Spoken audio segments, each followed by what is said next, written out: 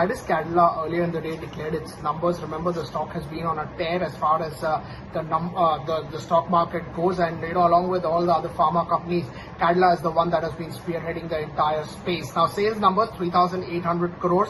That's a number which is broadly in line with estimate. PAT numbers higher than estimated at about 679 odd crores. Ebitda margins came in at 22%. It was estimated to be about 19 odd percent, so that was a decent performance, and the overall Ebitda came in at 855 crores. Again, the estimates was close to 780 odd crores. Domestic formulation business grew by about 15 odd percent. That was a great number considering that Remdesivir sales were there towards the fag end of the quarter. Q1 of course could be better because the COVID and COVID related sales could actually pick up.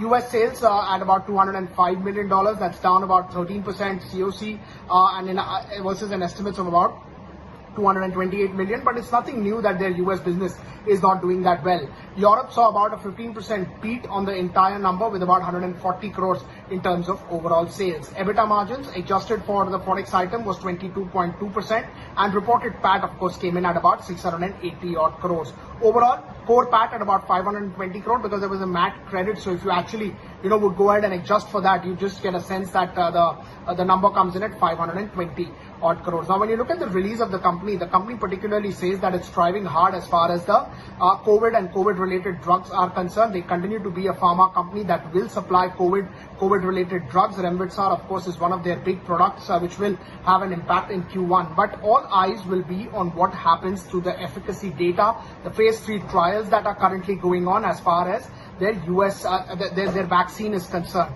So once you get the efficacy data for the vaccine that they have been developing, that will be the key trigger. Now, according to the press release, the data is expected to be submitted to the regulators somewhere in the month of June. So that's when probably you can go ahead and get that data. As far as the brokerages are concerned, don't really expect any major downgrades to come in on the basis of these numbers.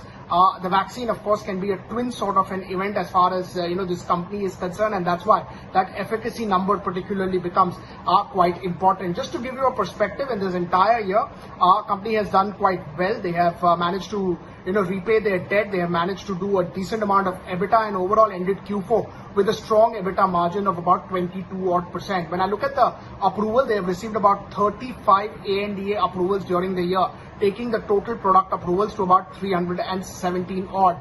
This continues with, of course, the relentless effort that the company has been doing to fight COVID. In the last 10 days or maybe 20 days or so, they have got different COVID-related antibodies or COVID-related therapeutic treatment drugs that the company has gone ahead and launched. So Q1 is also expected to be strong by the street, of course, led by COVID-related products.